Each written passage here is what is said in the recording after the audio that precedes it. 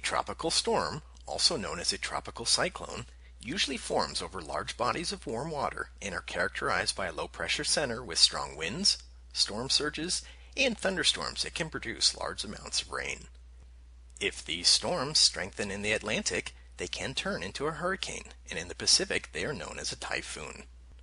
Although tropical storms may be less menacing in the minds of many as compared to a hurricane, these storms can still produce millions of dollars in property damage over a wide area. The wind, rain, and flooding that are characteristic of a tropical storm may not completely destroy properties, but instead leave a path of moderate to more severe damage in its wake. Most of these properties can be repaired, although there are potential environmental hazards people need to be aware of to prevent indoor environmental problems for those performing the repairs and for the building's inhabitants. Any water damage and excessive humidity in a structure can allow mold to begin to grow in as short as 24 to 48 hours. Due to this fact, it is important to begin drying materials as soon as it is safe to do so. Some non-porous materials can be cleaned and salvaged, but most porous materials should be discarded if mold growth is present. Improperly removing moldy materials can cause the mold spores to become aerosolized and spread throughout a property.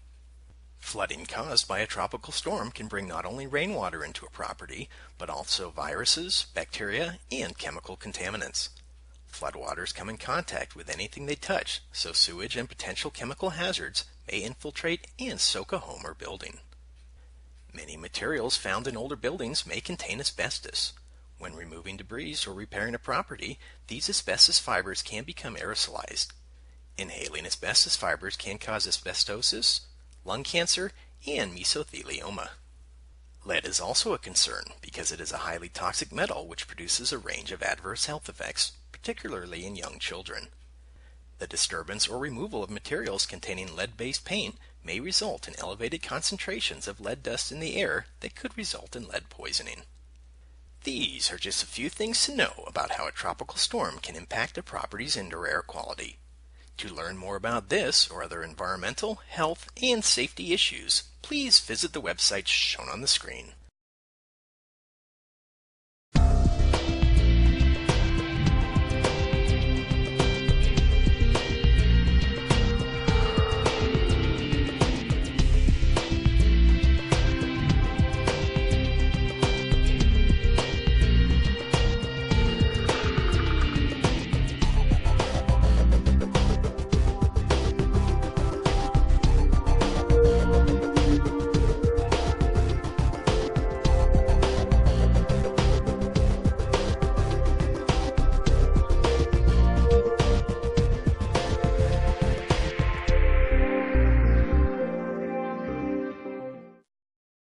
IAQ TV, the place to be.